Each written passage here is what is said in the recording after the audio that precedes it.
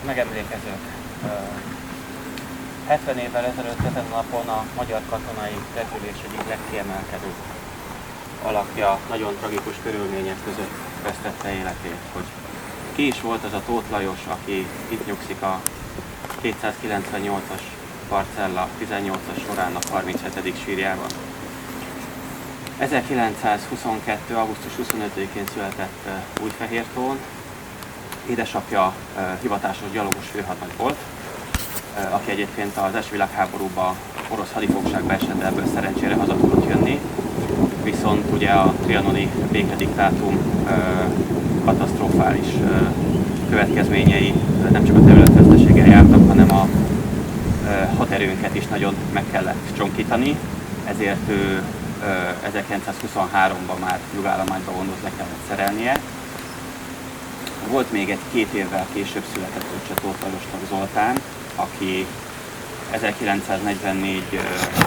november 15-én került páncélos hadnaggyá, páncélzászlósá felavatásra a marosvásárhelyi Csaba királyfi hadafrodiskolán, amit ekkor már Vasvárra, Nyugat-Magyarországra evakuáltak. És volt 2 nővére, édesanyja Csernyus Anna első házasságából. A idősebb nővére Újfehértón is telepedett le, a fiatalabb nővére pedig Budapesten. Zoltán sorsa szintén tragikus volt, bár nem annyira, mint a bátyjáé.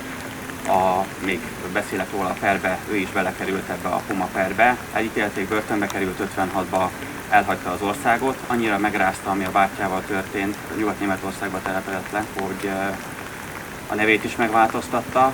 Sosem tudta feldolgozni, hogy háborús teljesítményét és a későbbi a repülésért tett szolgálatai ellenére a bátyját kivégezték, hogy nevét is megváltoztatta, és én próbáltam ugyan őt még elérni életébe, de sikertelen volt a kísérletem, és már régen elhunyt ő is.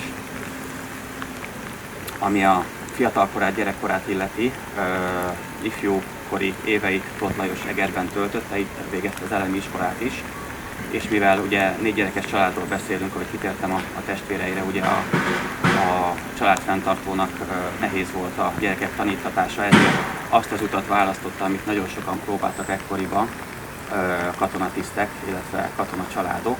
Megpróbálta katonai középiskolába beiratni a fiát, ami sikerült is. Tóth Lajos a pécsi Zrínyi Miklós Reáliskolai Nevelőintézetben érettségizett. Itt lett egyébként életre szóló jó barátja, egy osztálytársa, Márik József, akivel együtt mind a ketten vadászpilóták lettek, és mind a ketten századparancsnokok a Puma ezredbe. Tőle kapta a Drubi becenevet is. A 1940-es érettségie után, 40 nyarán a Horthy Miklós Nemzeti Repülőalap debreceni kereténél kapott motoros elsőfokú kiképzést. Ősszel a repülőgépvezető iskolaosztályhoz vezényelték Szombathelyre, majd késő ősszel bevonult Kassára a repülőakadémiára, ahol 1942. december 6-án avatták hivatásos repülőhadnaggyá évfolyam elsőként. Ő rendkívül intelligens, nagyon szorgalmas és nagyon becsvágyó fiatal tiszt volt, már ekkor kiemelkedett a bajtársai közül tanulmányi és repülés terén is. Első szolgálati helye az az első szolnoki vadászgyakorló osztály volt. Innen vezényelték Messerschmitt Bl 109 típus átképzésre Székesfehérre, Börgöndre. Ekkor már volt itt egy állandó német iskola, és szolnoki anyaalapulátától vezényelték ki a keleti hadcímkérre 1943. július 1-ével az 5/2-es vadászszázadhoz. Ez közvetlen a kurszki csata előtt történt, és ott is került ő bevetésre. A magyar század a kurszki csata déli szektorában harcolt, tehát hadászati főirányban küzdöttek ekkor a magyar repülők. Első igazolt légi győzelmét szeptember 5-én aratta egy szovjet vadászgép fölött, majd a következő szeptember 25-én volt egy olyan bevetés során, amikor Debrődy György, az egyik legeredményesebb vadászpilótánk eltűnt, nem jött vissza a bevetésről. Később kiderült, lelőtték a Dnyepertől keletre, és a folyót átúszva küzdötte vissza magát a magyar vonalak, a német vonalak mögé. Tóth Lajosék egy géppárral abban a térségben repültek, ahol Debrődy eltűnt, nem tudták kideríteni a pontos sorsát, de Tóth Lajos lelőtt egy szovjet vadászgépet a bevetés során, kvázi revansot vett a szovjet vadászokon.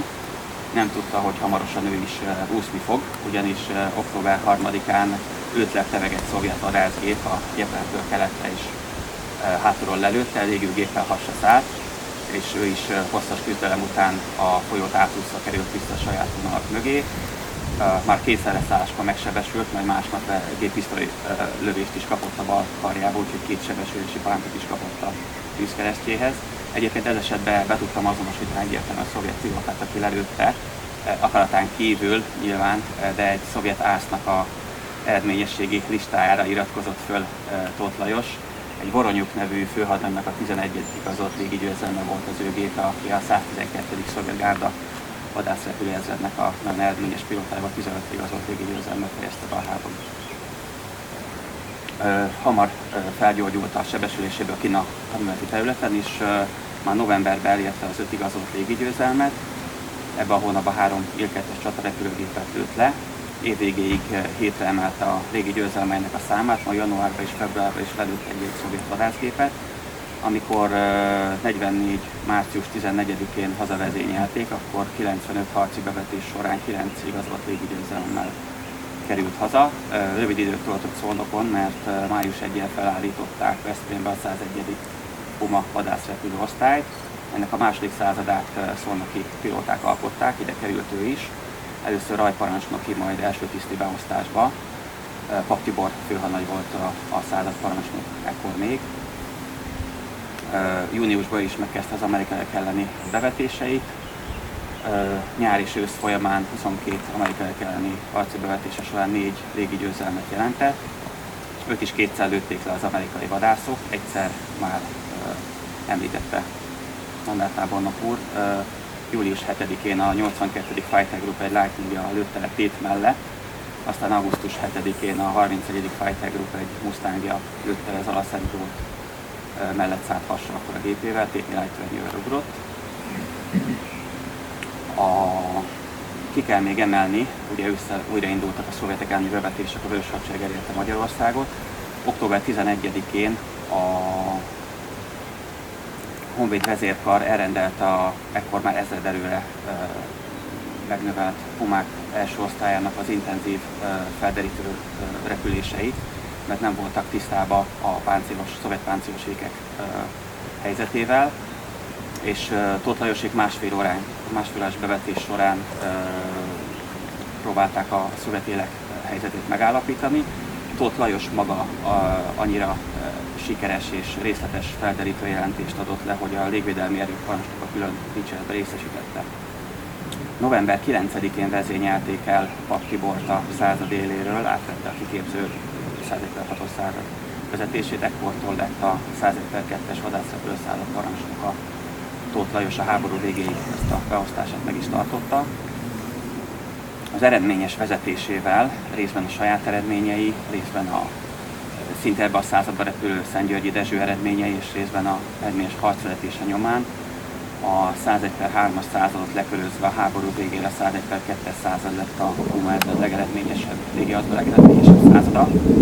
Ő maga a korábban már említett 9 szovjet és 4 amerikai légigyőzelme mellé még a háború végéig 13 további szovjet légigyőzelmet aratott. A én számításaim szerint 181 harci bevetés során 26 igazolt légigyőzelmet aratott a második világháború során. Alakulatával 45 májusában esett amerikai hadifogságba, ahonnan 2 évvel később 47 májusában tért haza. Mennyasszonya, akivel 49-ben házasodtak össze, visszaemlékezése szerint azért jött haza és nem választott az emigráció sokbajtásához hasonlóan, mert hazája is hivatása nélkül nem tudott élni. Rövid ideig az Országos Magyar Repülő Egyesület filmpropagandistájaként dolgozott, aztán 1948. május 3-án behívták Mátyásföldre, és a újonnan megalakuló légierő pilótája lett, először hadnagyi rendfokozatban, majd következő évben főhadnaggyá léptették elő. Erre ugye nem tértem ki, a második világháborúból végig 42. december 6-áig, 45. májusáig hadnagyi rendfokozatban szolgált, szálladparancsnokként is így repült. Volt egy 45. március közepén Hepes Aldáz ezredparancsnok a soron kívüli főhadnagyi előléptetésre terjesztette fel, sok kitüntetés mellett is, de ez nem realizált a háború végén. Tehát a földnegyi előléptetését azt 49-ben kapta. Erről is ugye Landár parancsnok úr beszélt, hogy Kecskemétre helyezték át hamarosan a 41-es vegyes repülőezredhez. Itt volt először századparancsnok, majd ezredparancsnok helyettes. Végül 50. augusztus 1-ével léptették elő századossá, és az 50 őszén megalakult 25. vadászrepülő hadosztálynak volt a parancsnok helyettese. Hogy miért nem parancsnok lett? Ugye itt már a Rákosi korszak legsötétebb időszaka épült ki. Ez a sztálinista stílusú rendszer a Horthy korszak korábbi hivatásos tisztjeit csak arra használta, hogy kiképezzék az első generációt az új légierőbe, aztán félreállították őket. Nagyon tanulságos és szomorú olvasmányok az ekkor keletkezett iratok. Egy politikai tiszt káderező dokumentumából olvastam Tóth Lajosról. Ez a politikai tiszt egy az egyben leírta, hogy Tóth Lajos volt a magyar légierő legjobb pilótája, de hát azért nem ő lett a ezredparancsnok, mert az ezredparancsnok igaz, hogy sokkal szerényebb képességű pilóta, de a származása alapján, ugye munkás származású és politikailag teljesen megbízható, míg Tóth Lajos, ugye ezt nem lehet elmondani. Ugye folyamatosan célkeresztjébe volt a belső elhárításnak ekkor már, és 51 márciusában, március 3-án az AVH le is tartóztatta. Ugye itt a 13 vádlottat felsorakoztató Horváth Barna és társai per, amit Puma perként is szoktak emlegetni. Ez volt a legnagyobb per a légierő ellen, de egyébként gyakorlatilag a légierőt, mint haderőnemet teljesen lefejezték. Zalka András mérnök ezredest, a légierő parancsnokát csak félreállították, bár ő nagyon összerúgta a port Farkas Mihály honvédelmi miniszterrel, de hozzá nem mertek nyúlni, mert ő szovjet állampolgár volt, és a Vörös Hadsereg tisztje. Tehát ő csak félreállították, de már a helyettesét, ugye Horváth Barnát és Horváth Kálmánt a légierő főmérnökét is, és még ezen a 13 főn kívül még jó néhány főt azonnal perbe fogtak. Itt a 13 vádlott közül 8-an voltak a Puma ezred egykori pilótái, köztük Tóth Lajos is. Egy 9. vadászpilóta háború végén nem fejezte be a kiképzését, ott volt még 10-ként egy repülőmérnök, aki ekkor háborúban a repülőmérnök civilben dolgozott.